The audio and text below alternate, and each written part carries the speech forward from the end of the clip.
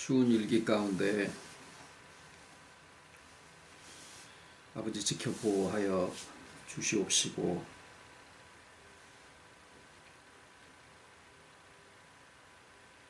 그 해를 악한 자와 선한 자에게 고루 내리시고 또 비를 그리하시는 아버지의 심정을 저희들에게도 또 깨달을 수 있는 지혜를 허락하여 주시옵소서. 그 가운데 때를 따라 또 이른 비와 늦은 비를 공급하시고 지난 한 해를 살게 하셨사오니 그저 흘러가는 시간 가운데 마디를 두사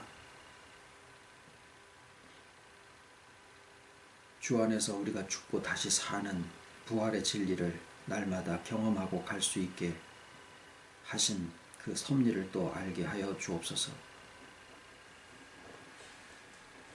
세월이 살처럼 빨리 지나가는 것과 우리의 겉사람이 날로 후퇴하여 가는 것, 모든 것을 다 알지라도 참 감사하옵고 평안한 아버지의 축복이 우리와 안과 밖에 또 채워져 가는 것을 이 시간에 또 고백을 드리오니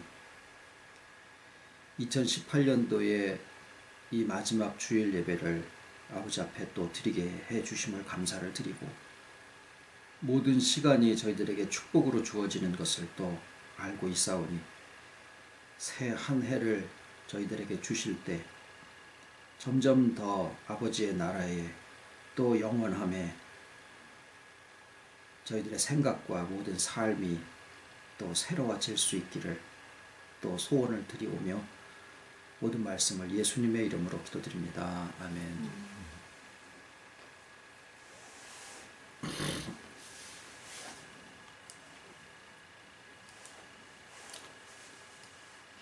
오늘 하나님 말씀은 요한계시록 13장 18절입니다.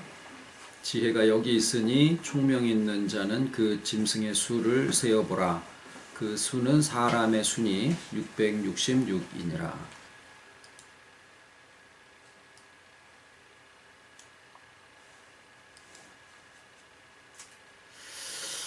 우리의 세계 또는 나의 세계 그러면은 무엇이 마음속에 떠오르시나요?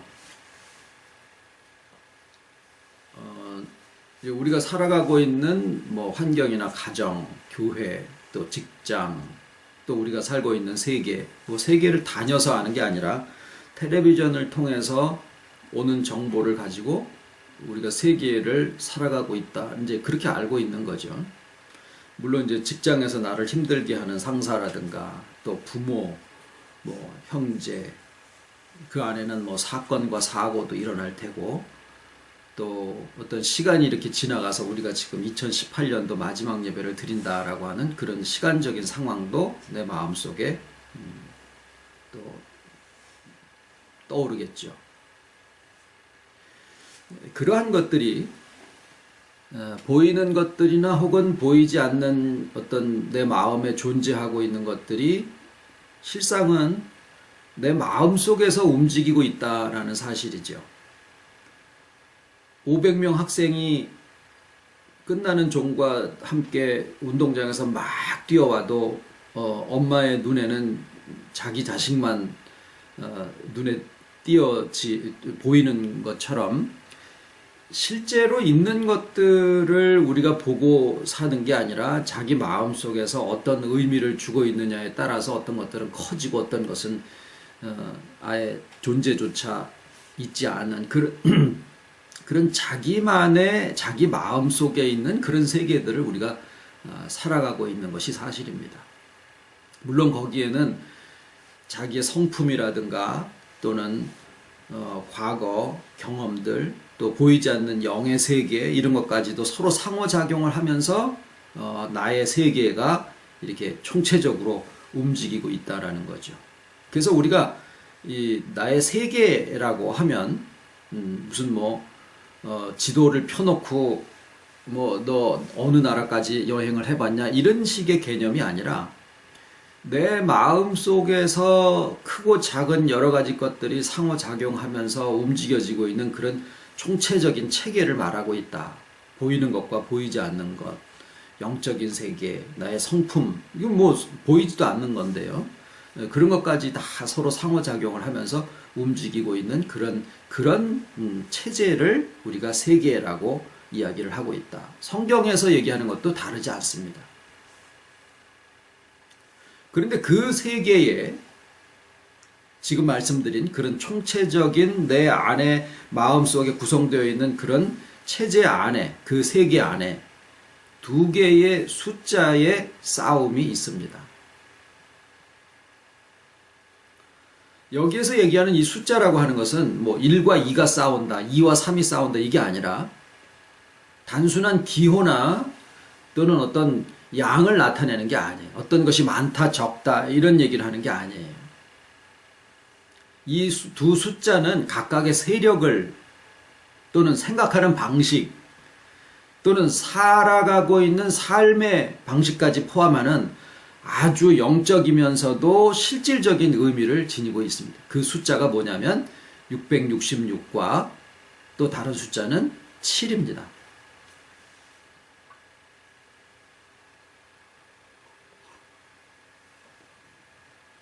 이 두 숫자는 공통점이 있어요.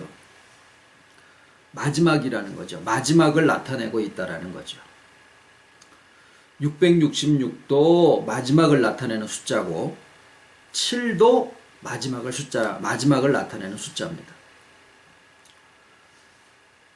우리는 이 두 가지의 이 둘 중에 어느 하나의 세계관을 가지고 세상과 삶을 바라보고 또 살아가고 있는 중이에요.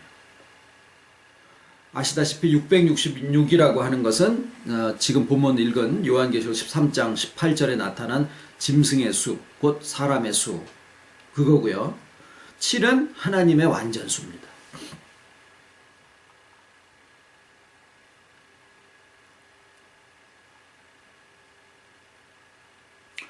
우리가 오늘 2018년도 이제 마지막 주일 예배를 드리고 있습니다.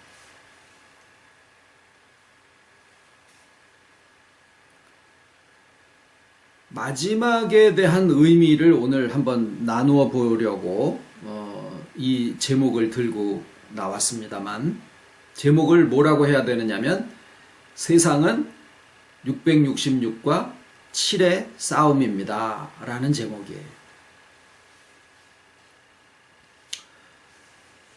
이 짐승은 요한계시록 13장에 나와 있는 이 짐승은 용으로부터 권세를 받아서 활동하기 때문에 이 숫자는 용의 권세를 가지고 있어요. 근데 이 사단이라는 존재는 자신의 형용을 잘 드러내지 않습니다. 대개는 선하고 의로운 모습으로 행사를 하고 합리적이고 정당한 이유를 가지고 있어요. 쉽게 하면 경우이치에 맞는다라는 거죠. 그것이 종종 그래서 하나님께서 긍휼의 방법으로 긍휼의 법을 주시거든요. 율법을 주시고 그러니까 그게 정죄의 법이 아니고 사람을 매장시키려고 떨어뜨리려고 하는 그런 법이 아니고 우리 안에 있는 그 죄성을 깨닫게 하시기 위해서 죄를 죄대로 알게 하시면서 그래서 거기에서 개선되고 성숙해 나갈 수 있는 그러한 방편으로 율법과 언약을 주시는 건데 그것을 똑같은 그 율법과 계명과 언약 이런 것들을 바꾸어서 그걸 사용해 가지고 정죄하는 데다가 사용을 하는 거예요. 사단이 하는 일은. 그러니까 하나님이 주신 그 법을 들어서 이 사단이 역사를 하니까 경우시적으로는 딱딱 맞아떨어지는 것 같으죠. 그러나 목적은 전혀 다르고 결과도 다릅니다. 그래서 아까 말씀드린 666이라는 숫자와 또 7이라는 숫자는 둘 다 종말을 이야기를 하는데 666의 세계관을 가지고 있으면은 뭐를 부각시키느냐? 심판을 부각을 시키게 돼요. 하나님의 심판, 또 주님의 심판을 들어서 사람들을 현혹합니다.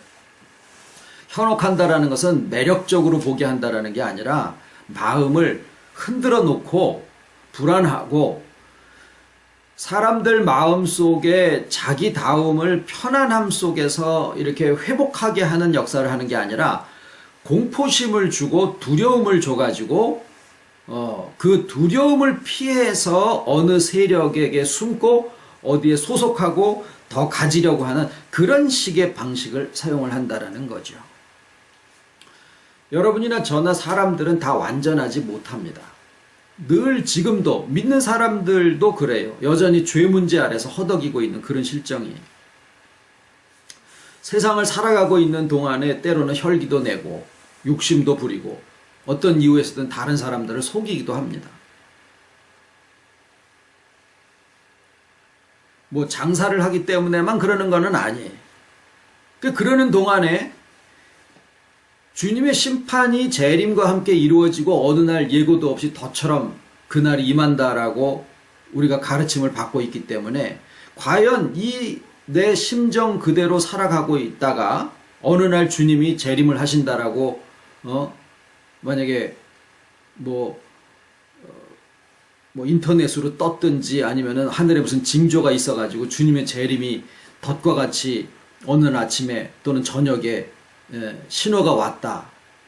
그러면은 딱 마음에 준비하고 있다가 버선발로 뛰어나가서 맞이할 수 있는 그런 사람들이 과연 몇이나 되겠습니까? 아마 이런 말씀들을 증거하고 있는 목회자들 가운데서도 산아 날 가려라, 바위야 날 가려라 하고 숨기 바쁜 그런 목사님들도 아마 적지 않을 거예요. 그런데도 불구하고 누군가 열심히 주님의 재림과 심판을 외친다면 마치 그들은 열외고 하나님한테 특혜를 받은 사람들인 양 그러고 있는 동안에는 듣는 사람들 위에 군림할 수 있을 겁니다. 무슨 권세로 그러는 걸까요? 그 말씀을 받는 사람들은 그 심판에 빠지기 위해서 정죄에 빠지지 않기 위해서 그들의 말을 들어야 한다라고 그렇게 생각을 할 거예요.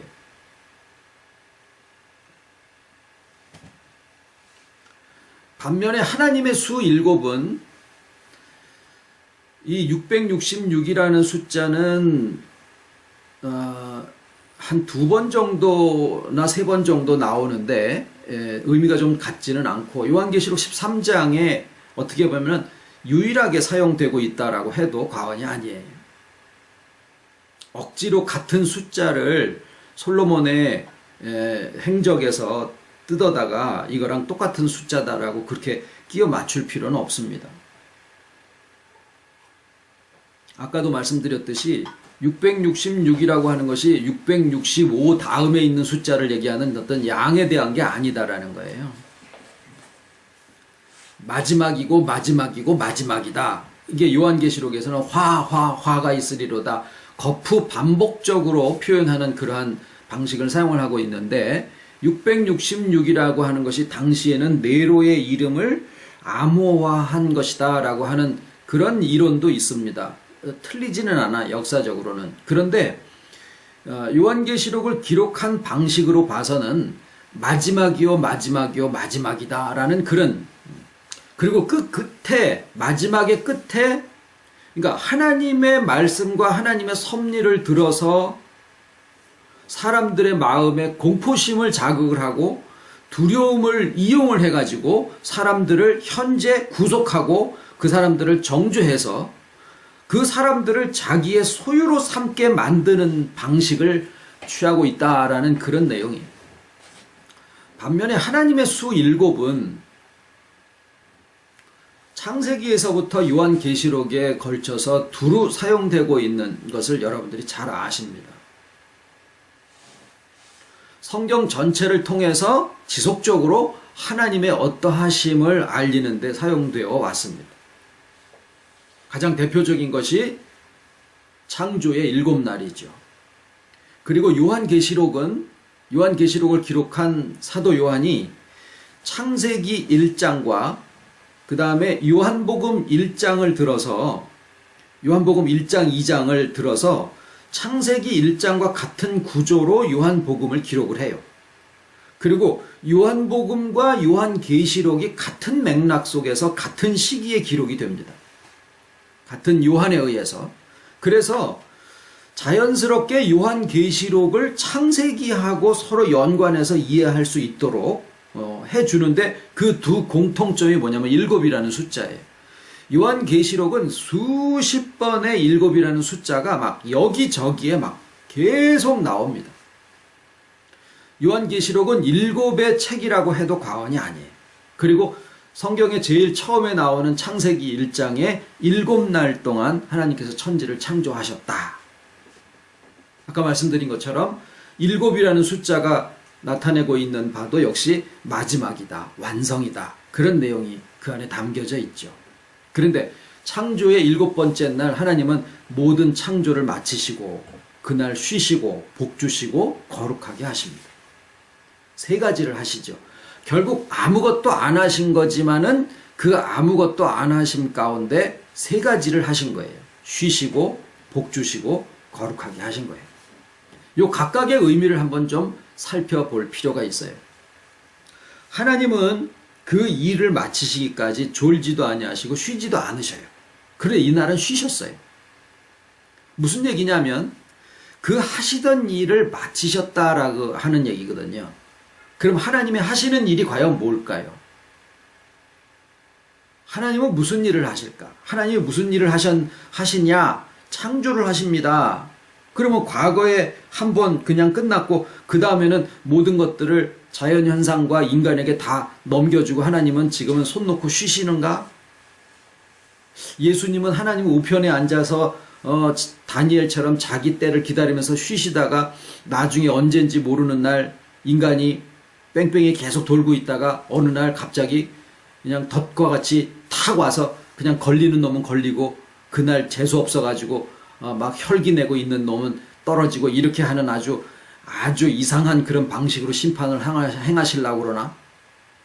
우리의 삶은 그냥 우리에게만 맡겨놓으시고 하나님은 우리에게서 떠나가 계시나? 그건 아니실 거 아니겠습니까?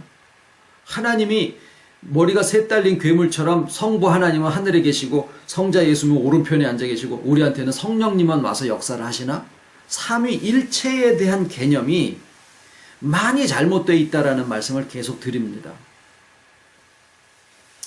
하나님께서 하시는 일은 태초부터 지금까지 변함없이 인생의 구속입니다.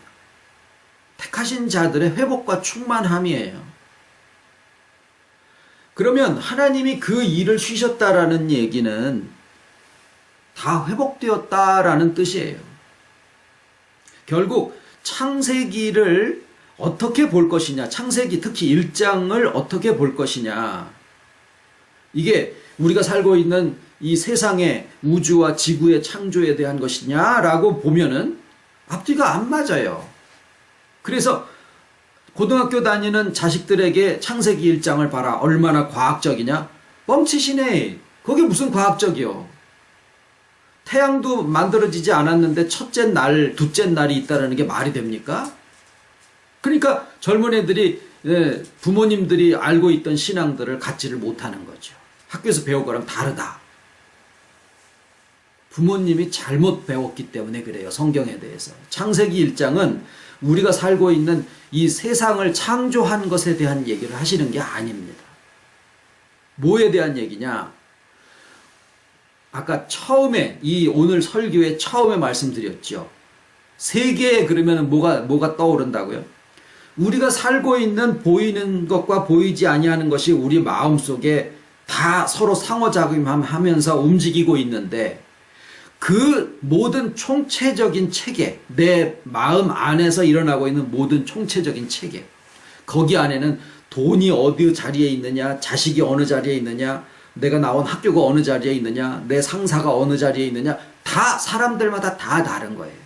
자기의 세계, 그 세계에서 하나님의 역사가 시작됐다라는 얘기예요. 그러니까 결국에 창세기 1장이 얘기하고 있는 바는 내게서 시작된 하나님의 회복의 역사가 어떻게 진행되며 어떻게 마감을 할 것이냐라고 하는 것에 대한 기록이다. 이렇게 알고 계시고 그렇게 자식들한테 가르쳐 줘야 나중에 고등학교, 대학교 가가지고 뭐 과학을 배운다고 하더라도 아, 그것과 이것이 같이 표현되지 않는 이유가 있구나.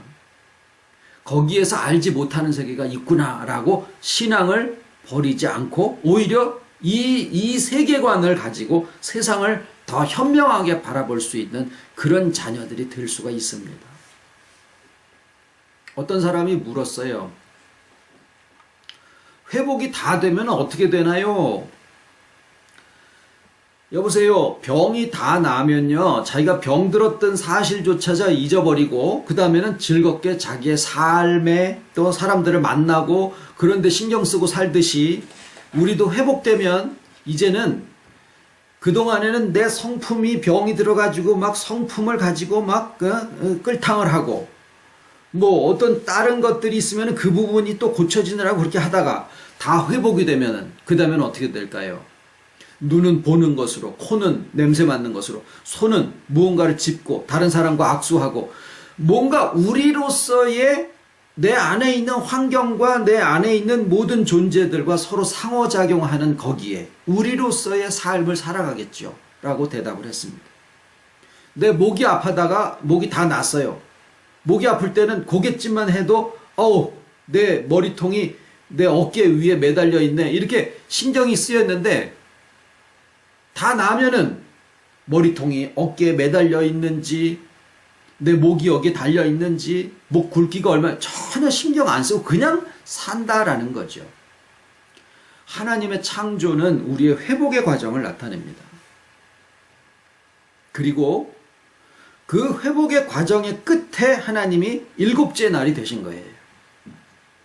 그 일곱째 날 모든 것을 쉬셨다. 다시 말하면 회복이 끝났다라는 거죠. 여러분 무엇을 끝으로 생각을 하고 사시나요? 신앙인들로서 무엇을 끝으로 살고 생각하고 사시나요? 주님의 재림 뭐 이런 것으로 우리가 마지막을 딱 상정을 해놓고 우리의 삶에서의 끝은 없다라고 생각을 하고 사는 거예요. 그날이 오기 전까지는 늘 계속 뭔가 가고 있다라고 생각을 하는 거예요. 그런데 창세기 1장에 있는 일곱째 날이 끝이에요. 그 끝이 언제 있는 거냐?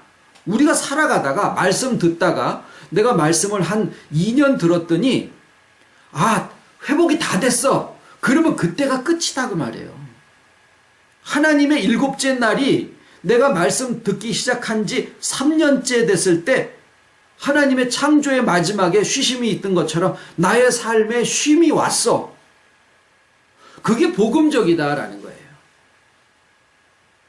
그런데 문제는 그 끝이 아니다라는 거죠. 우리는 끝이다 그러면 우리가 살아가고 있는 모든 삶이 다 그냥 종결이 되어지는 것으로 이제까지 주입을 받아가지고 살아왔거든요. 재형저축도 안 들고 뭐 이것도 안 하고 저것도 안 하고 그러고 살아왔어요.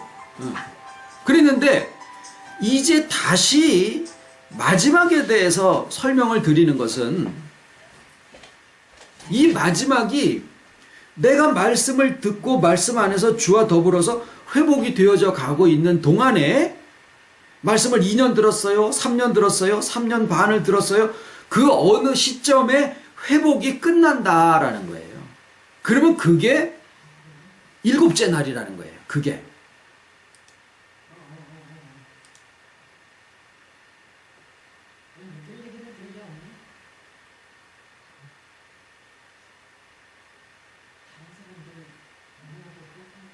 네. 화면이 왜 이렇게 바뀌었었네요. 그게 마지막이라는 거예요. 그러면은 우리의 마지막이 하나님이 천지를 창조 엿새 동안 끝내시고 일곱째 날 이제 아까 여기에는 화면 나왔었어요? 안 나왔어요. 얘기 좀 해주시지. 코칭 했었어요. 했는데 제가 연락가지고.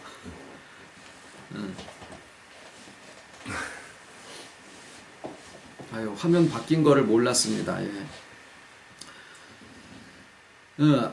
이제 자동차를 공장에서 만듭니다.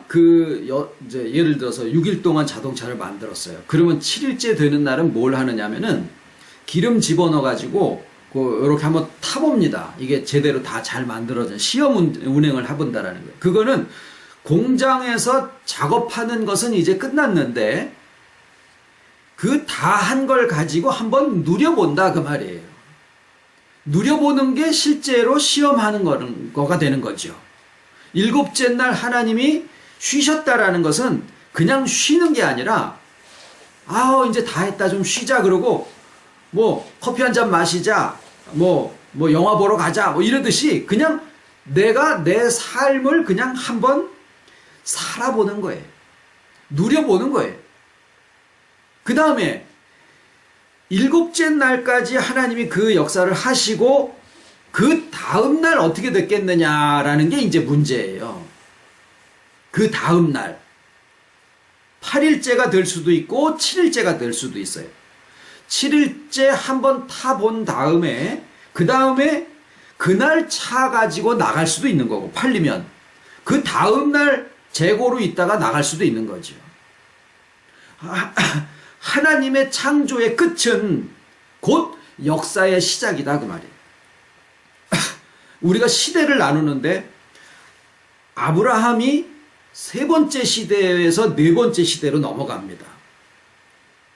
그런데 그 아브라함이 전 시대에서 그 다음 시대로 넘어가는 하나의 문이다 그 말이에요. 여러분 문을 열고 나가실 때 문은 이쪽 방에서의 마지막에 있죠. 그런데 그 다음 방에서는 처음이나 마찬가지예요. 그러면 내가 문을 열었으면은 이쪽 방에서는 끝나는 거지만 저쪽 방에서는 시작이 되는 거다 그 말이에요. 끝나는 것과 시작하는 것은 그냥 같은 겁니다. 오늘 아침에 아이들과 그런 얘기를 했어요. 자, 시작하는 게 뭐가 있지? 출생 또는 뭐 입학 또는 책을 샀을 때 첫 페이지 뭐 이런 것들이 시작이겠네. 그러면 마지막을 나타내는 게 뭐가 있을까? 그거에 반대지. 죽음, 또 졸업, 또 책을 보면은 마지막 페이지 이런 것들이 마지막이겠지. 그러면 잠자는 거는 어떤 걸까? 잠자는 거는 하루의 끝일까? 시작일까?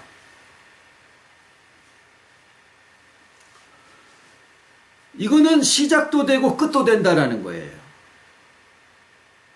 마찬가지로 하나님이 생각하시는 이 세계에 대해서 하나님의 세계관이 7이라는 숫자인데 그 7은 모든 것이 다 종결이 되고 끝나고 심판받고 더 이상은 삶이 존재하지 않아. 이게 아니라 나의 삶이 그냥 계속되고 있다라는 거예요. 그리고 그 끝이 그 다음의 시작이다라는 거죠. 이것이 계속 내 생명이 지금 진행되고 있는 동안에 우리가 지금 반드시 아셔야 되는 종말은 뭐냐면 주님이 오셔서 하시는 재림에 대한 종말, 이것에 그냥 우리가 모든 기독교인들이 다 빠져 있는데 그렇게 되면은 나의 삶이 그때 가서 끝나버립니다. 그런데 그 주님의 재림으로 모든 것이 끝난다라고 하는 그 해석을 계속하고 있는 분들이랑 얘기를 해봐야 되는 것은 뭐냐면 주님이 오신 다음에 이 땅의 삶이 계속되냐 아니냐라고 하는 것을 물어봐야 돼요. 왜냐하면 계속된다가 성경에서 얘기하는 바거든요. 그 계속되는 그 다음을 천년왕국이라고 그래요. 첫째 부활한 사람들이 주와 더불어서 천년 동안 왕노릇하는 거예요. 주님이 오셔야 천년왕국이 이루어져요. 그런데 그 주님이 오시는 그 시기를 우주적으로 이렇게 막 내려오는 거로다가 주입을 하고 그렇게 가르침을 받다가 보니까 나의 현재의 삶에서의 이 마지막 2018년에 어느 날이 될지 2019년에 어느 날이 될지 주님은 우주적으로 오시지 않았어요. 나는 그저 회복의 말씀을 듣고 있을 뿐이에요. 그 회복의 말씀을 들어서가 아니라 그 말씀에서 내게 알려주시는 바가 뭐냐면 내 안에 주께서 하나 되셨다라고 하는 사실이에요. 그러면 주께서 나와 하나 되셨다라고 하는 그 사실이 곧 뭐냐면 내게서 회복의 역사를 진행시키고 있다라는 거예요. 회복이 언제 끝날까요? 주님 다시 우주적으로 내려오실 때 내게 회복이 끝나느냐? 그게 아니다라는 거죠. 병원 문 닫을 때 내 치료가 끝나면 안 되잖아요. 병원은 계속 가고 있는데 그 병원에 다니다가 보니까 의사도 계속 활동을 하고 간호사도 계속 직장 생활을 하고 그러는데 나는 어느 날 내 병이 다 나가지고 그 병원에서 퇴원을 하는 거예요. 그 퇴원하는 날이 나의 회복의 과정이 끝난다라는 거예요. 여러분, 청소를 죽을 때까지 청소하는 사람이 어디 있어요? 청소 시작했으면 청소 끝이 있어야죠. 청소 다 한다면 뭐예요? 깨끗해진 집에서 살아가는 거예요.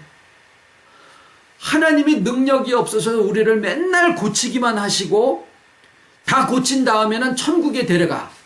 이 땅에서는 뭘 써먹으려고 그렇게 고치셨겠느냐 그 말이에요. 하나님의 섭리는 우리를 회복시키셔서 다 회복됐으면은 회복된 인생들을 가지고 하나님이 쓰셔야지 되는 거예요. 우리로서의 삶, 충만케 하는 삶을 살게 하시는 거예요. 모든 것이 나의 삶이 끝난다. 나는 그 끝나는 날까지만 잘 가지고 있다가 믿음 가지고 있다가 딱 끝나면은 아유 나는 이제 땡이요 끝이요 이 세상아 잘 있거 나는 가노라 그러고 나는 끝이요 이런 세계관 속에서 우리가 지금까지 살아왔는데 일곱이라고 하는 세계관은 그게 아니라 666이라는 그 종말론적인 세계관과 성경관을 가지고 신앙생활을 하게 되면 신앙은 신앙이로되 사단이가 거기까지 쫓아온다라는 거예요. 사단의 영역 안에 포함되어 있다라는 거예요. 왜? 사단이가 율법과 언약의 권세를 쓰고 거기까지 쫓아올 수 있는 존재이기 때문에 그래요. 여러분이 율법 잘 지키고 언약 잘 지키고 열심히 신앙생활하고 주님의 재림을 종말로 알고 그렇게 신앙생활하고 있는 동안에 내 마음속에서 사단이가 역사를 안 하던가요? 하지요. 왜? 그에게 이미 넘겨준 세계 중에 하나다라는 거예요. 어디까지 가야 됩니까? 일곱의 세계관까지 가야 사단이가 들어오지를 못해요. 사단이가 원래대로 회복이 돼서 이성으로 바뀌게 돼요. 우리에게 도움을 주는 지혜가 돼요. 그 전에는 지혜이자 이성이 율법이라고 하는 것과 언약이라고 하는 것을 사용을 해가지고 사람들을 정죄하는데 그 역할을 했었더라고 말이에요. 이제는 끝이 아닙니다. 끝은 언제 있느냐? 언젠지 몰라지만 끝이 내게 왔어. 이미 회복이 다 됐어. 내 병이 다 낫네. 나 다 회복이 됐어. 내가 무좀이 있다가 15년을 고생을 하다가 아우 이제 무좀이 다 났어. 그 다음에는요. 그 다음에는 뭐예요? 그 다음에는 죽어요? 무좀 다 났다고 죽습니까? 내 삶이 끝나요? 아니잖아요. 무좀 났는지 안 났는지 신경도 안 쓰고 그냥 막 축구하고 막 등산하고 돌아다니는 거예요. 삶을 살아가는 거예요. 우리의 끝은 우리의 삶 가운데 있습니다. 다 났다 그 말이에요. 그래서 내가 회복됐어. 나로 회복이 된 거예요. 주와 하나 된 나 자신으로 회복된 거예요. 그러면 어떻게 돼요? 좋잖아요. 그래서 그렇게 된 주와 하나 돼서 회복된 나를 뭐라 그래요? 네가 복을 받았다 이게 아니라 네가 복이다. 아브라함에게. 네가 복이다. 복의 원천이다. 이렇게 해석이 됐지만 실은 복이다 그 말이에요. 그게 두 번째예요. 쉬시고 다 했다 그 말이고요. 일곱에 들어가 있는 건 첫 번째 쉬시고 두 번째는 복이요. 내 자신이 주와 하나 돼서 다 회복이 되고 나니까 내 자신이 복이야. 그래서 어떻게 되냐면요. 나하고의 관계 속에서 내가 뭘 잘하고 못하고를 떠나서 나하고 관계된 걸로 인해 가지고 그 관계된 사람이 복을 받아. 회복이 돼. 네? 그런 역사가 막 난다라는 거예요. 내가 뭘 해서가 아니라. 그 다음에 세 번째는 뭐예요? 거룩하게 하시니라. 거룩은요. 세상에 거룩한 게 있을까요? 없어요. 그러면 세상에 모든 것들이 다 속된가? 그건 아니에요. 사람들은 어떻게 생각하냐면 내가 술, 담배 안 하고 교회 열심히 다니고 성경 잘 보고 거짓말 안 하고 뭐 어떻게 이렇게 하면은 그게 거룩해지는 거라고 생각하거든요. 죽었다 깨나서 그렇게 해보십시오. 거룩해지나? 아니에요. 거룩은 오직 하나님의 임재하심으로 거룩해지는 거예요.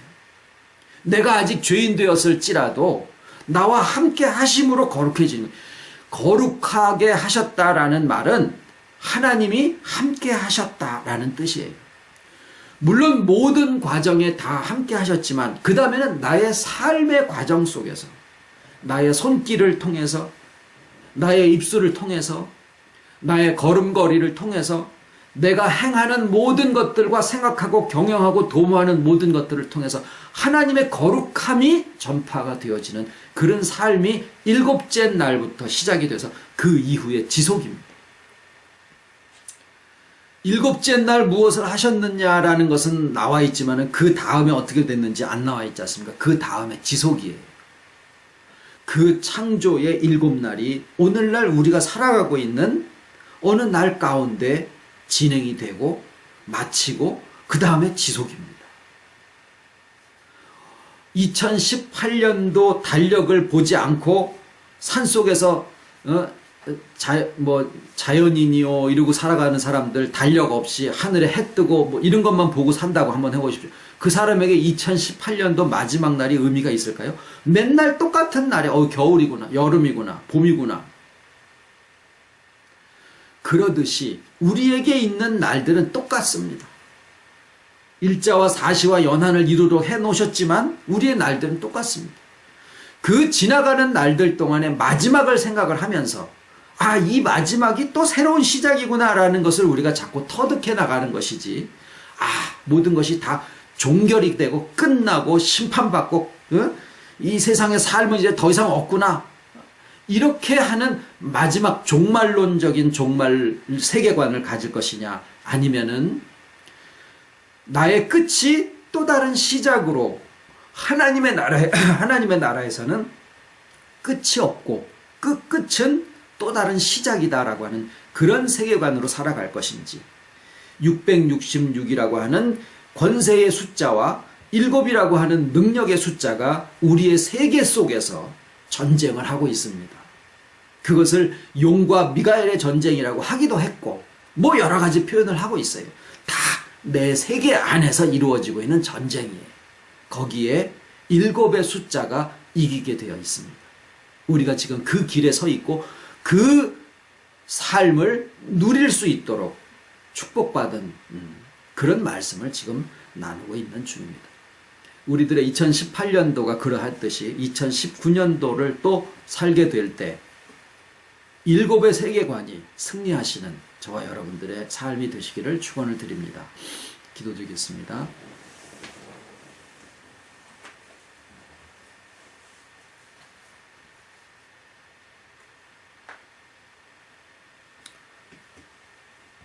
어제와 오늘이 다르지 아니하고 오늘과 내일이 또 변함이 없으신 우리 하나님께서 영원의 마음을 우리에게 주시고 우리가 오늘을 살아가고 살같이 빠른 날들을 살아갈지라도 아버지 앞에는 이미 아신 바 되어 과거와 현재와 미래의 모든 심령들이 산자들로서 주 안에 하나 되어 있다라고 하는 사실을 알려주심을 감사를 드립니다. 우리가 이곳에 먼지와 같이 살아가고 있을지라도 또한 우리가 먼저 가신 이들과 또 그 이전의 선진들까지도 아버지 앞에 다 하나로 지금 만난 바 되고 안 바 되고 서로 교류하며 교통하고 살아가고 있는 것을 점점 더 알게 해주시오니 감사를 드리고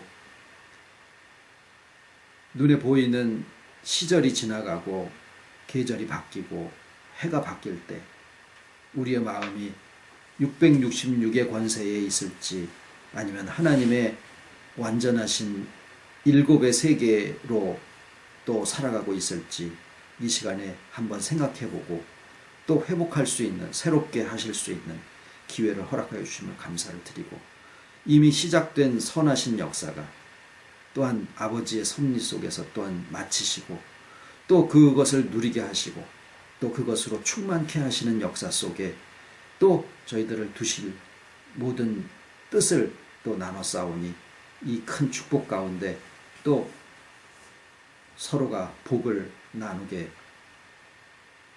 하여 주시옵기를 바라오며 또 기도하고 생각하는 모든 일들마다 눈에 보이는 것일지라도 아버지 형통하게 해 주시옵기를 바라옵고 육체의 건강까지라도 또 아버지께서 하나하나 세포 하나까지라도 아버지의 손길로 회복할 것을 회복하게 하시고 지킬 것을 지키게 하여 주시어서 정말 사람들의 눈에 보기에도 보기에 좋았다라고 하는 그런 삶들이 다 되게 하여 주시옵기를 예수님의 이름으로 기도드립니다.